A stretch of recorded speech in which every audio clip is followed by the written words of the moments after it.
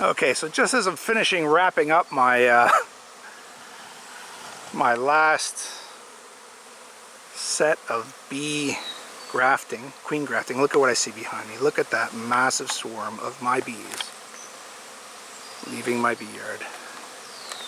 I mean, it is just incredibly massive, and that's going to be a really tough spot. If they're going to go up in that tree there, I don't think I can get them. Let's have a look. An unfortunate part of beekeeping is that sometimes your bees swarm. And look at this. This is two groups of, I'd bet,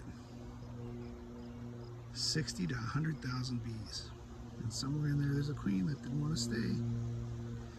So that's going to cost a yard, but it's nature's benefit. And that's part of why we do this. Okay, the swarm has now consolidated into one huge pile, and I'm only 5 feet away from them, but the problem is, straight below them, they're still 10 feet off the ground. So I can do something with this now. I can probably bring a bucket and maybe even a ladder down there. I don't know about the ladder, but a bucket and some way to cut that branch. I've got a pole saw, but it's a chainsaw, and I'd rather not have that much racket. I'm gonna need some help for this. Okay, Madeline, we got 2 cameras rolling. Why don't you tell the cameras what we're doing while we get set up? Right now? Yeah, go ahead and roll them. Okay, so. Speak towards the camera. Okay, so we got a little situation here. Sorry. Where one of my dad's hives swarmed in front of him and came to this tree here. So me and my dad are going to attempt to work together to extract the bees from this tree. Okay, so I'm just going to do a bit of a voiceover here because all these videos are kind of patched together because I wasn't expecting to have to do that. I just finished grafting a bunch of new queen larvae when I heard this massive buzz behind me and saw the swarm that you saw in the beginning of the video here. And initially I thought they were too far away. They had clumped up into 2 beach ball sized clumps way up in that tree. But then I went and did my weed whacking, did my gardening, and then I came back and I saw that they had actually consolidated down into the lower pile. So that was just that one big swarm that I'll put in a picture right here. And that was reachable. That was only, what happens is where we're standing right now, it's just a sharp drop off. It drops off about 10 feet. And it's very uneven. So there's no way to set up a ladder down there. So what Madeline and I decided to do was we just thought, okay, one guy will set up the bucket and try to get the whole swarm inside the bucket. And the other one will start the whack-a-mole and start whacking the tree until they come down.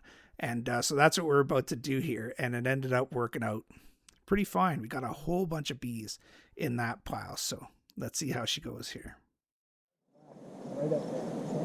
Oh, Dad, you're asking a lot.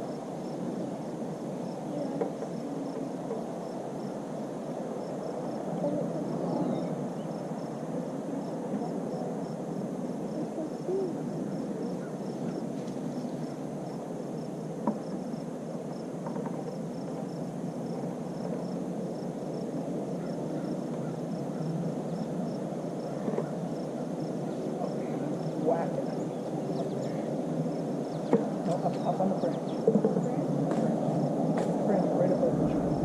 Right above their heart.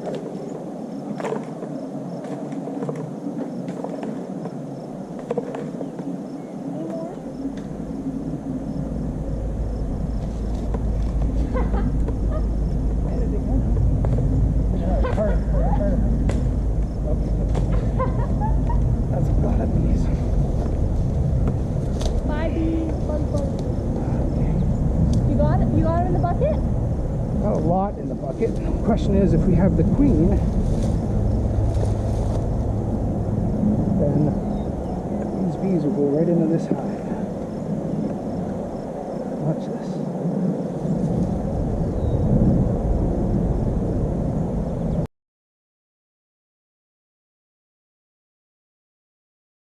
Let's do this thing. Get up.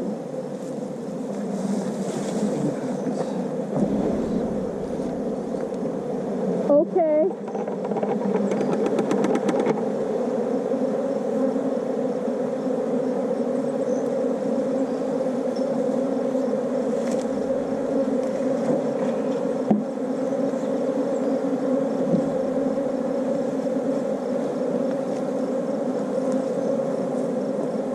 How about that?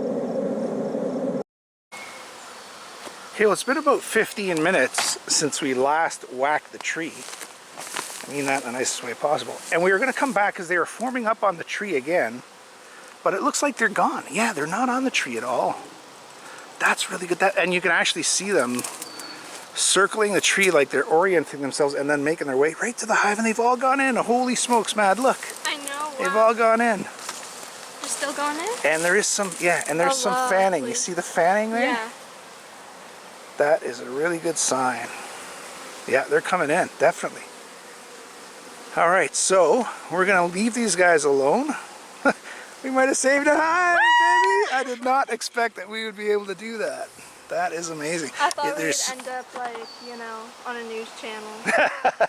We could still. There's still bees coming back there. I still gotta grab my ladder and stuff, but I'll do that tomorrow. But those bees are literally getting there like an orientation flight. They're circling 3 or 4 times and then they're flying right back to this hive. There's one. Right back to the hive. All right, so tonight I show up probably. I think I'll do it tonight because the bear's around here. I'll put a ratchet strap on it and I'll carry it back to the yard, which is right over there. And then I'll try to find out which queen this is that so belligerently had the nerve, the gall, the audacity to leave our perfect yard and abscond. And I'm going to have words with her at 40 honeybee. Okay, so hopefully the last step of getting these bees back into my yard here. I'm pretty confident we caught this whole swarm because when I came back, there's still a few bees flying around, but that's nothing.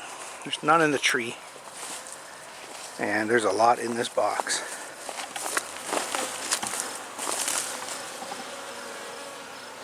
Okay. Let's set up this camera. I'm going to put them right beside the blue box here. Call this the swarm neighborhood because that hive swarmed too. Let's see if I can do this fairly expeditiously.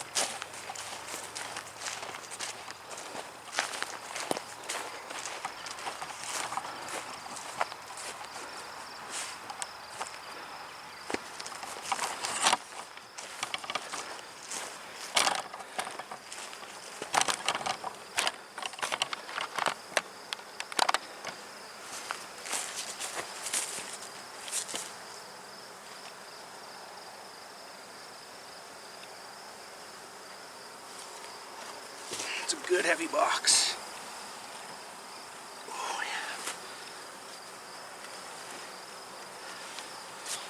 yeah. All right.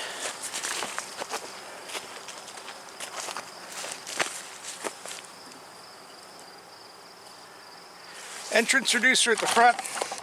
And that's it for today. Very fortunate to catch this swarm. Tomorrow I'll come, I'll add some frames to the box and probably won't have a look for the queen. I'll probably let them settle in for a while. So thanks for joining me. That was a good one at 40 honeybee.